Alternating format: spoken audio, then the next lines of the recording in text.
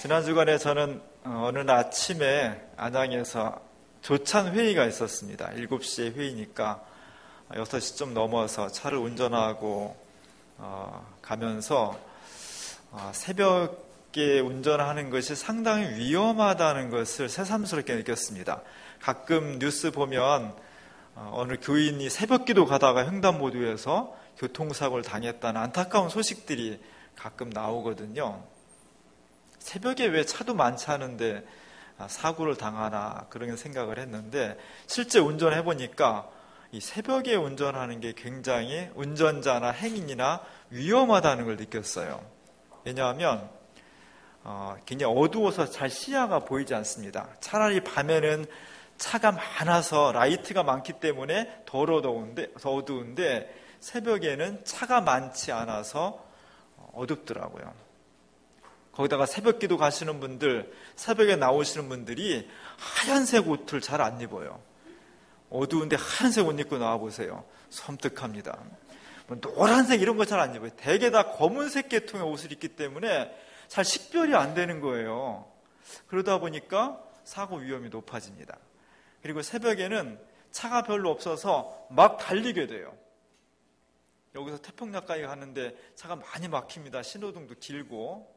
근데 새벽에는 차가 없으니까 오히려 도로가 한산하고 여유 있음에도 불구하고 더 빨리 갈 수 있는 여건이 되니까 막 달리게 돼요.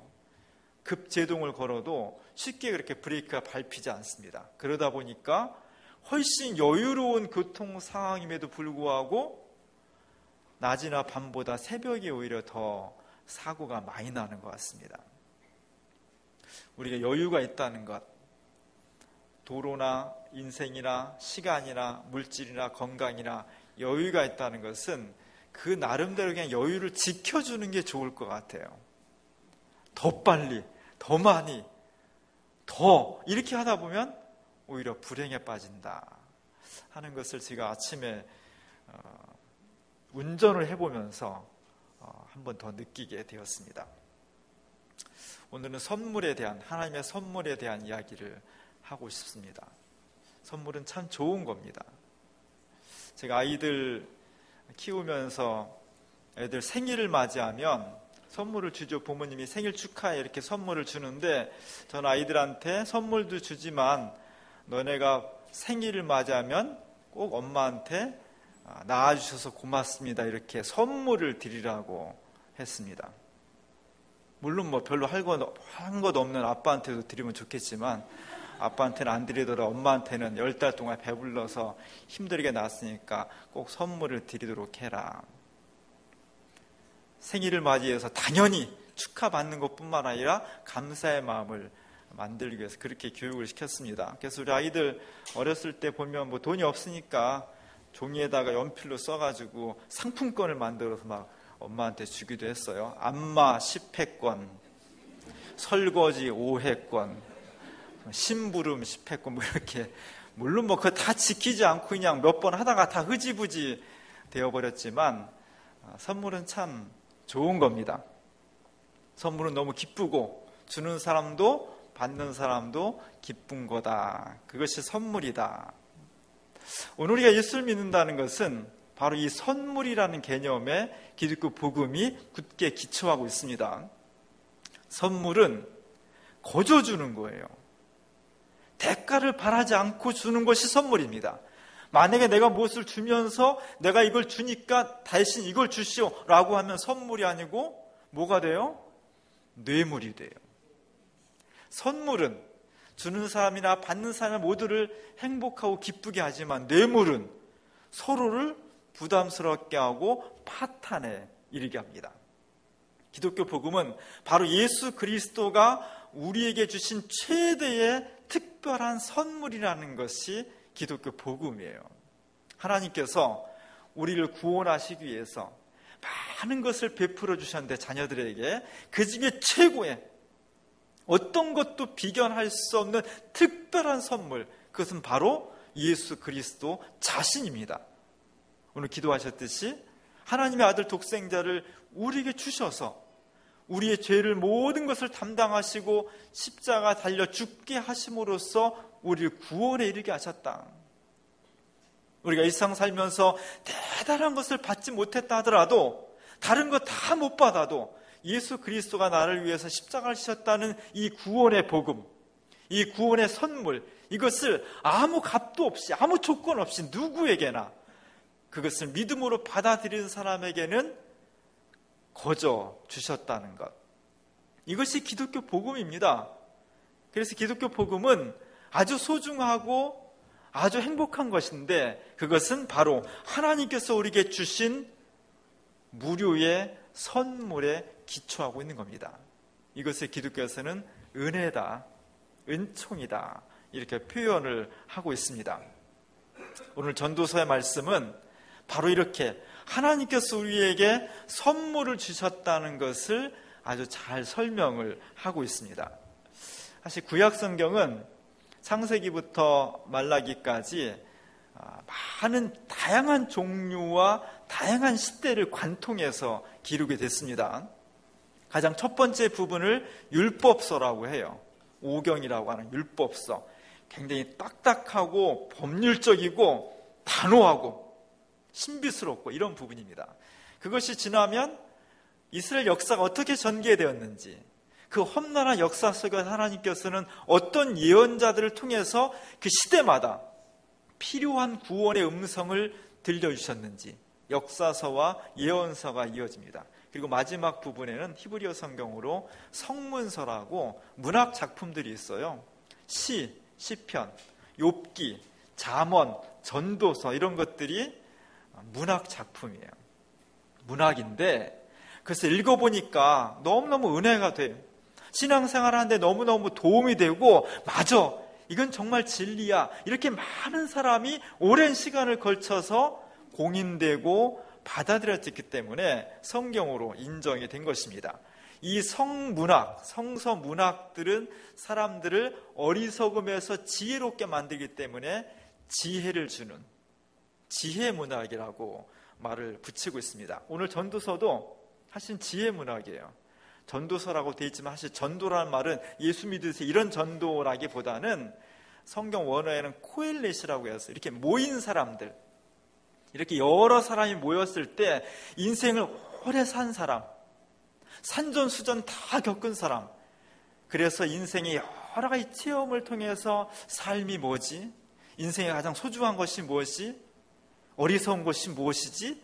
이런 것을 몸으로 체득한 사람이 후대 사람들 모아놓고 인생은 이런 거야, 지혜롭게 살아야 돼, 이렇게 말해 주었던 것, 이것이 전도서입니다.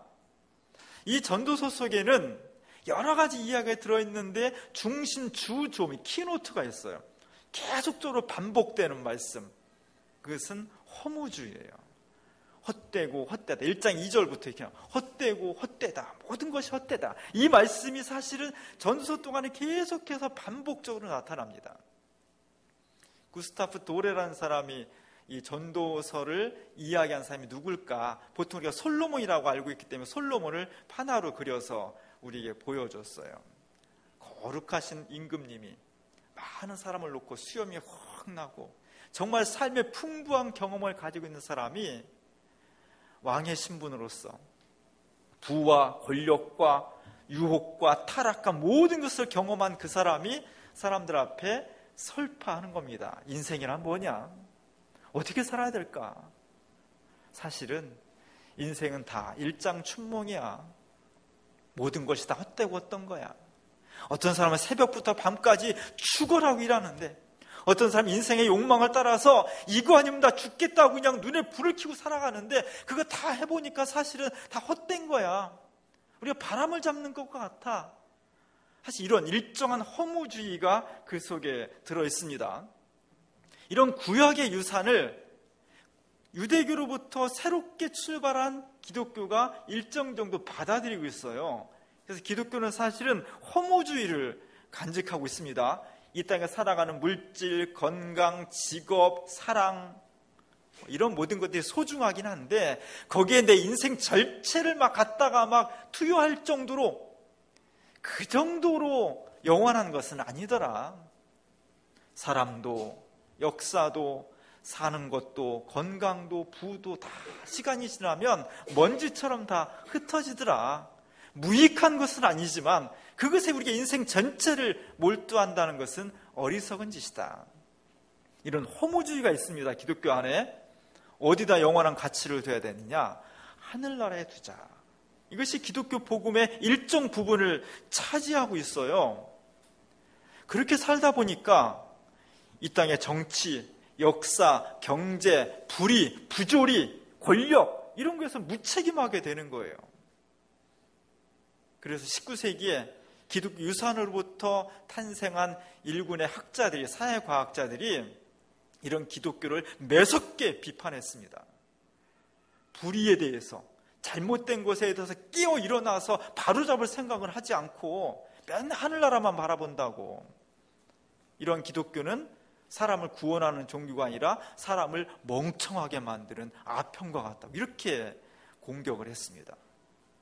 많은 기독교인들은 거기에 저항했지만 또 소수의 기독교인들은 맞아, 역시 기독교는 하늘나라도 중요하지만 지금 하나님께 주신 이 땅 위에서의 삶을 소중하게 여겨야 돼. 그러면서 각성을 해서 역사와 현실에 참여하게 된 거죠. 그것이 여성들은 여성신학으로, 흑인들은 흑인신학으로, 그리고 남미에서는 해방신학으로, 우리나라에서는 민중신학으로, 이렇게 사회와 역사를 책임지자라는 운동이 일어난 겁니다. 우리 교회는 이런 연장선상의 흐름 속에 놓여져 있습니다. 문제는 또 너무 이 땅의 현실과 정치, 경제, 역사, 불의, 권력 이런 문제에 막 몰두하다 보니까 하늘을 잃어버린 거예요. 또 사람이 참 양쪽을 하기가 어렵습니다. 하늘을 또 잃어버렸어요. 그래서 그냥 이 땅 위에서 살아가는 물질과 경제와 사람, 여기에서 복음의 내용이 또 막 거기에 갇혀버리는 거예요. 우리 기독교는 항상 이 땅의 역사 현실에 발을 딛고 있으면서도 최종적인 눈과 목적지는 하나님 나라에 두는, 양쪽을 다 가지고 있으려고 노력을 해야 돼요. 그런 노력에 있어서 오늘 전도서의 말씀은 굉장히 좋은 교훈과 지혜를 주고 있는 겁니다. 특별히 우리 같은 신앙의 노선 속에서는 전도서에서 말하는 이 땅의 모든 것들이 사실은 영원하지 않습니다. 헛되고 헛된 겁니다. 하는 음성을 항상 한쪽 귀로 들으려고 노력을 해야 됩니다. 그러면서 오늘 지혜문학의 전도서는 이런 얘기를 하고 있어요. 하나님 우리에게 선물을 주신 거라는 거예요. 인생을, 역사를, 건강을, 지식을, 부를 선물로 주신 것을 너무너무 고맙게 받으면서 이것을 즐기라는 거예요. 인생은 즐거운 인생이라는 거죠. 즐거운 인생을 살라고 하는 겁니다. 지혜로운 사람은 너무 아둥바둥 그냥 물질 쫓아서 건강 쫓아 너무 막 아둥바둥 살지 말라는 거예요. 세상 사람들이 권력과 부와 이런 것에 목숨 걸고 그거 아니면 죽겠다고 막 하는데 예수 믿는 사람들은 중요하지 않은 건 아니지만 조금 더 초연하게 그럴 수도 있고 저럴 수도 있고 뭐 가질 수도 있고 못 가질 수도 있고 하나님께서 우리에게 주신 것을 감사하면서 그것을 즐기면서 사는 것이 진짜 인생이다. 그런 이야기를 해주고 있는 겁니다. 오늘 제가 이 본문은 개역 성경을 읽으면 사실 한 번에 딱 안 들어와요. 좀 어려워, 번역이 좀 어렵게 되어 있어서 세 번역으로 소개를 하겠습니다. 10절, 11절에 보면 돈 좋아하는 사람, 부를 좋아하는 사람, 아무리 많아도 만족하지 못한다는 거예요. 내가 이 정도 재산을 모으면 만족해, 나 이제 너무 감사해, 그만, 이렇지 않다는 거예요. 많은 사람을 보니까. 또 돈을 많이 모으면 돈 모으는 사람, 쓰는 사람 또 따로 있다는 거예요. 그래서 돈이 필요하긴 한데 너무 거기에 그냥 인생의 목표를 돈으로 주는 사람은 행복할 수 없다. 하나님께 주신 것에 대해서 감사하고 그것을 어떻게 잘 즐길 것인지를 살아가는 것이 오히려 지혜로운 거다. 또 18절에 보면은 하나님께서 우리에게 선물을 주셨는데 그 선물을 즐겁게 적절히 잘 향유하는 것이 하나님의 뜻이고 그것이 지혜로운 인생이다. 이런 얘기를 해주고 있는 겁니다. 사실 이 전도서는 굉장히 현실주의자예요. 리얼리스트예요. 기독교는 굉장히 청교도적인 게 있습니다. 금욕해야 되고 부지런해야 되고 함부로 쓰지 말아야 되고 이런 그 도덕이 강한데, 사실 전도서는 거기에 보면 굉장히 기독교적인 현실주의예요. 주신 거 너무 꼭꼭 싸매지 말고 쓰라는 거예요. 쓰고 누리고 즐겁고, 왜? 삶은 하나님 주신 선물이니까 그 선물을 너무 그거 가지고 막 움츠러들고 아파하지 말고 그 선물을 적절하게 누리면서 기쁨으로 감당하라는 겁니다. 그것이 지혜라는 거예요. 그것이 전도서를 지금 말하고 있는 이 산전수전 다 겪은 죽음을 앞에 든 삶의 어떤 선배가 부에도 처해보고 권력도 누려보고 가난에도 처해보고 여러 가지 겪은 다음에 마지막으로 후배들한테 들려주는 말씀은 인생은 즐거운 겁니다. 누리십시오. 너무 싸매지 말고 누리십시오. 이런 얘기를 하고 있는 겁니다. 문제는 즐겁게 살고 싶지 않은 사람이 어디 있어요? 인생을 누리고 싶지 않은 사람이 어디 있습니까? 누리려고 해도 누릴 것이 없는 사람들, 즐겁게 살고 싶지만 그럴 여건이 안 되는 사람들을 어떻게 할 것이냐.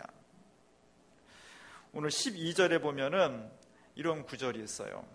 막 노동하는 사람, 막 일하는 사람, 하루 벌어 서러 먹고 사는 가난한 사람들은 잠을 편하게 잔다는 거예요. 배부른 사람은 오히려 잠을 잘 못 잔다는 거예요.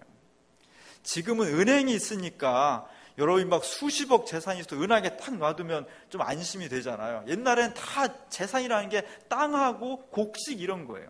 땅은 못 가져가지. 근데 곡식은 갖다 놓으면 도둑놈들이 훔쳐가는 거예요. 그래서 그걸 훔쳐가지 않을까 밤새 주인은 참 노심초사하는 경우가 굉장히 많았다는 겁니다. 없는 사람은 가난하지만 편한 거예요. 왜? 잃어버릴 게 없으니까. 세상에 제일 무서운 사람은 잃어버릴 게 없는 사람이에요. 잃어버릴 게 없는 사람은 걱정할 게 없어요. 막 대드는 거예요. 옛날에 그랬다는 겁니다. 그런 배경에서 나오는 거예요. 저도 이 구절을 읽으면서 정말 그렇겠다, 그런 생각도 하면서 동시에 그래도 걱정 좀 해봤으면, 하나님 저에게 걱정할 수 있는 여건을 주시면 안 될까요? 그런 생각도 들어요. 이거 어떡하지? 내 재산을, 내 이 평안을, 이 행복을 잃어보지 않을까 막 밤잠을 못 잘 정도로 그렇게 걱정 좀 해봤으면, 그런 생각도 듭니다.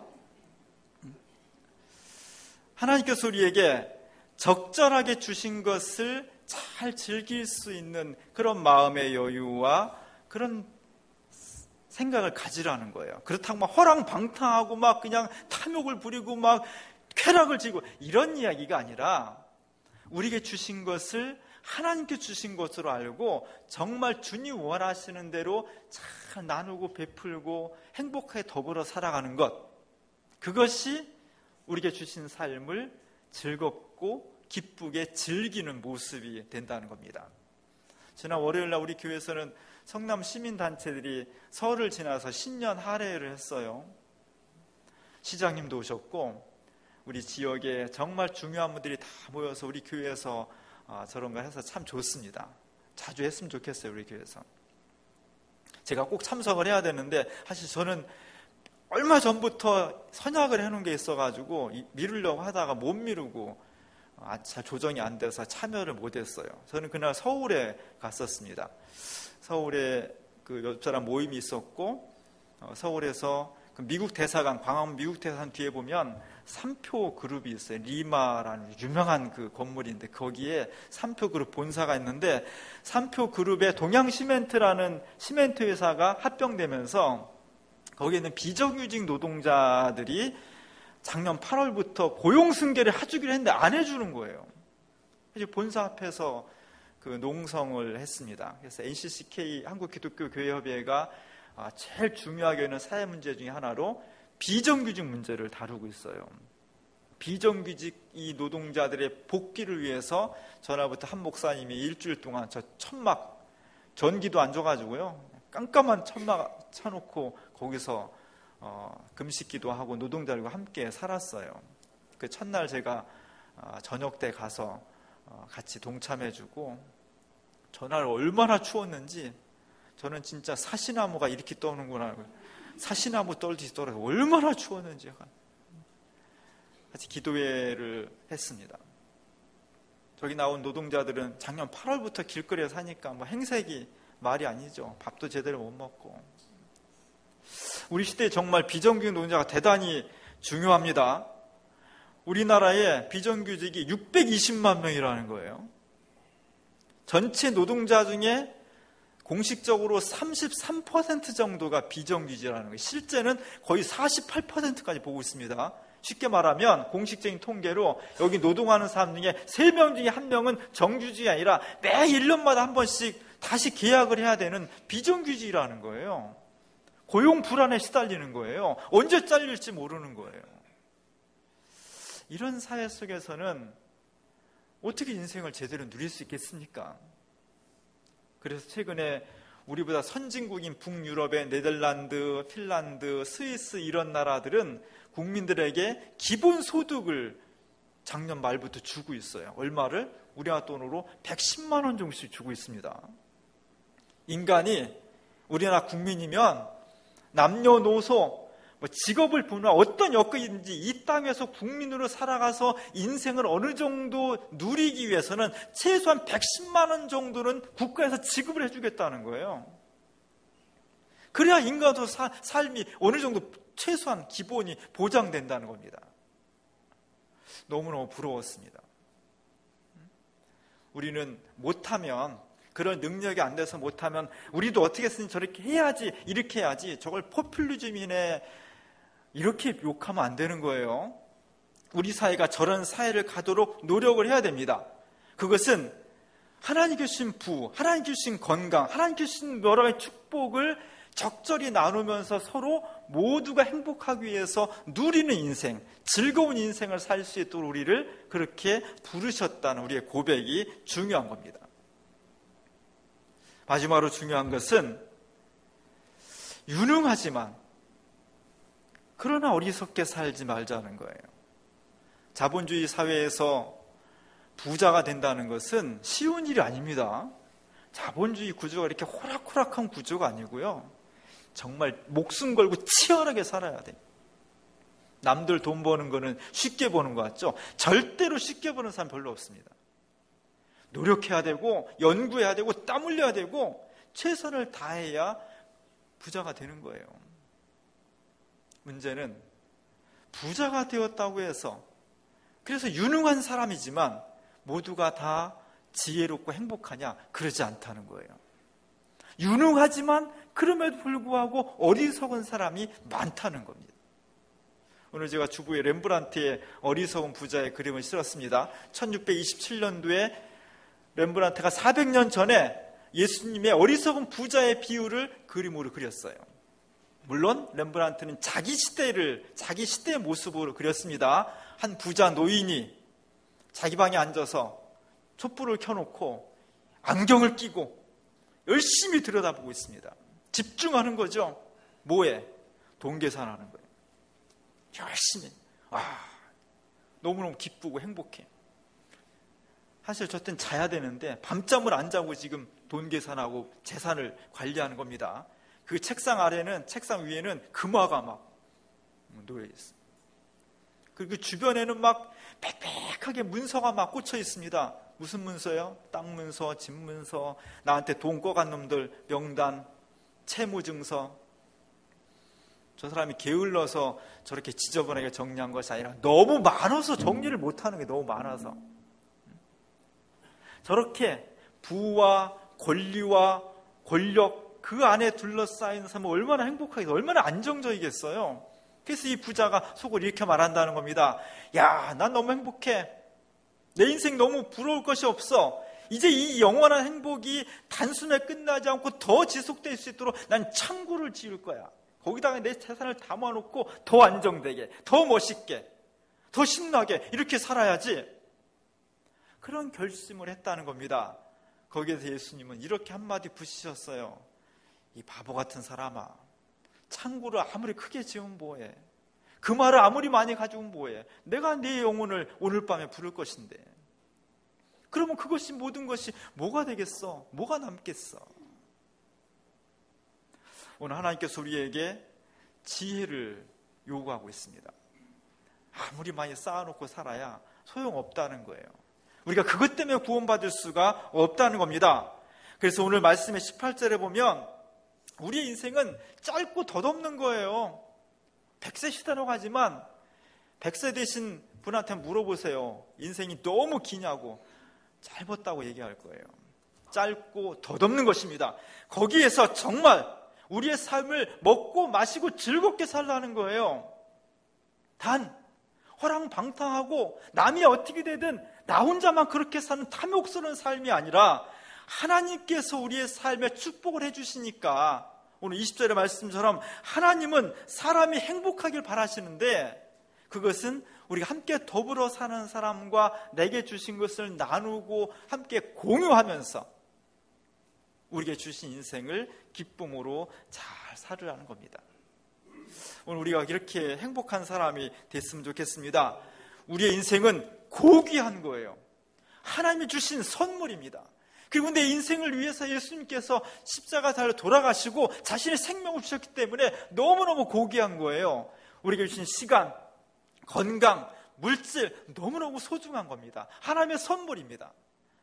이것을 주님이 원하시는 대로 함께 나누고 이것의 소중함을 같이 누릴 수 있다면 주님이 우리를 통해 기뻐하시고 우리의 삶도 너무너무나 행복할 거라는 겁니다.